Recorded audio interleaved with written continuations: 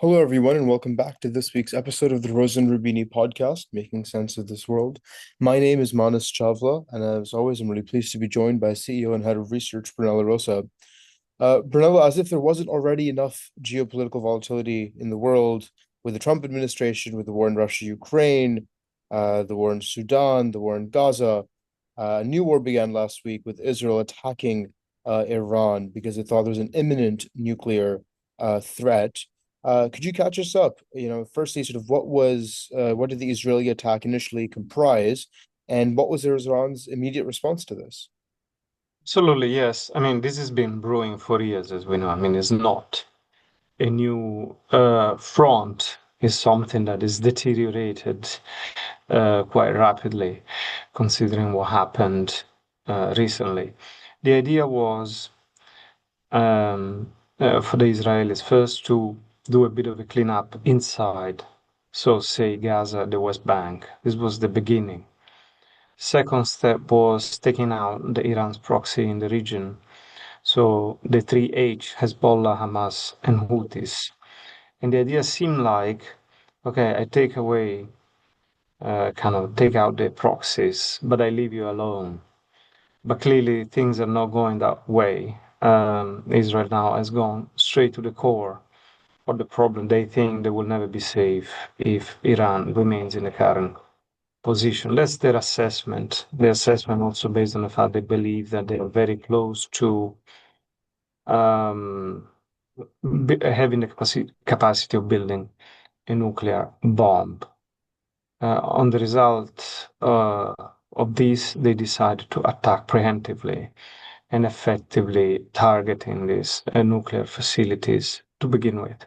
The attack was the first one on Friday 13 was extremely successful. They managed to get rid of the first layer of the Revolutionary Guard and key figures, key scientists.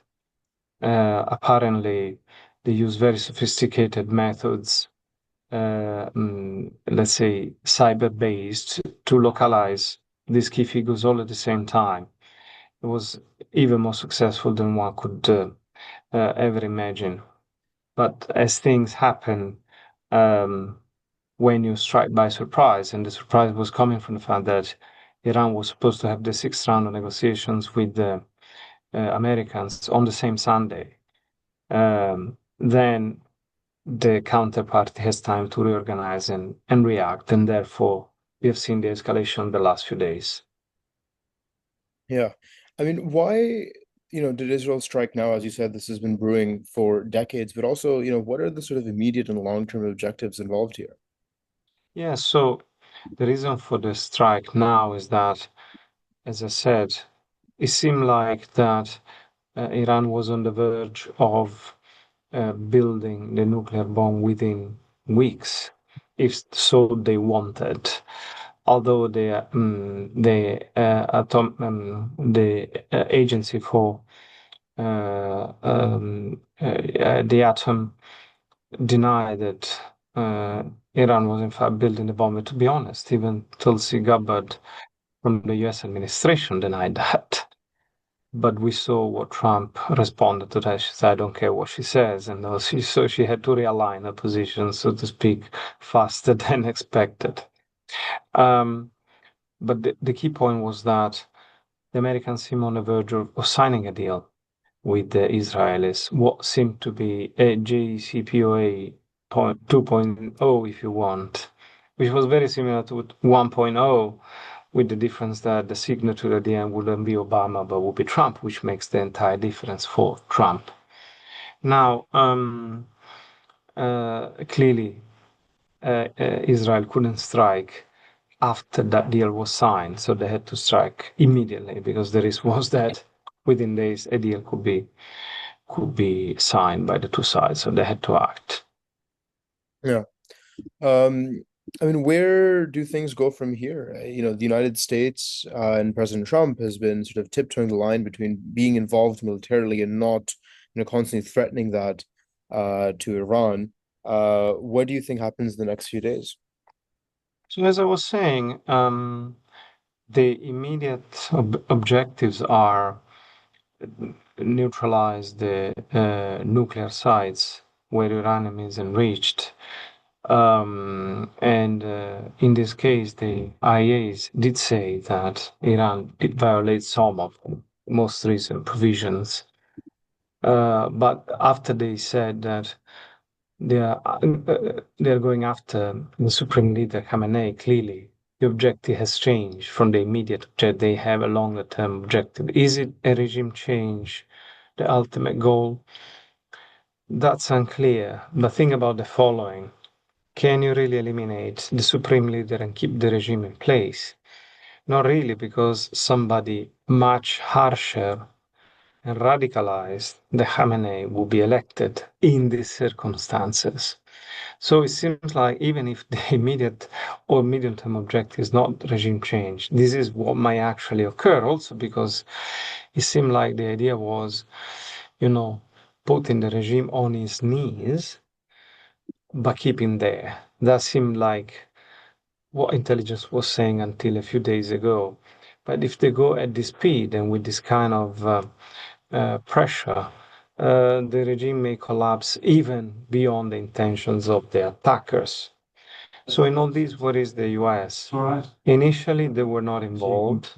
To some extent, Trump even said that they prefer not to be involved, and they actually suggested Israel not to attack, especially as they were conducting diplomatic a negotiation. However, after seeing that Israel has gained control of the Iranian skies, that resistance is limited, the missiles that Iran is able to send back to Israel are, in most cases, intercepted by the Iron Dome. It seems like he may have an easy win if he intervenes. That's why I said I may or may not intervene, and some people are putting the weekend as the time for the next strike or for the US to join because markets will be closed, and so there will be more easiness to intervene. Now, so we don't know. It's possible that they will. Apparently, Trump has already given green light to the attack, but has not given green light to begin the attack. So, in case the attack needs to start, it's enough for him to say, "Please go." Now, what's the problem there? First, wars that we know where they begin and we don't know where they end, it's just is the history of the world. Is exactly how things are. Wars in which you think you may have an easy win within days, maybe weeks, and then get protracted for years, is the history of the world. Last in line is the Ukraine Russia war. Russia thought they could get Ukraine down in 2 weeks, get to Kiev, kill Zelensky. Nothing of this has happened over the last 2.5, almost 3 years. So,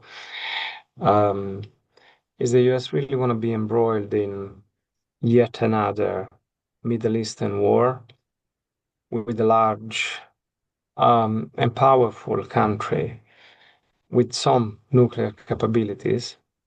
I'm not sure. So that's the reason even the MAGA base is telling Trump to be extremely careful also because Trump has always said, I don't want to be involved in the never-ending conflicts of the Middle East. If anything, he went to the Gulf as his first foreign visit since being elect to reinforce that message. We have nothing to do in the region. This is your responsibility. And guess what? 1 month later, being embroiled in yet another Middle Eastern war? I'm not sure. So these are the reasons why the US is still restraining, but I'm not sure for how long. Yeah. I mean, it sounds like you said, it's the kind of conflict where wars that you think might take a short time end up taking years, and also vice versa. But it's certainly something that we have to track, not just every day, every hour. And I'm sure this is not the last time that we'll speak about this. As always, Brunello, thank you so much for your time and insight. Thank you. Until next time.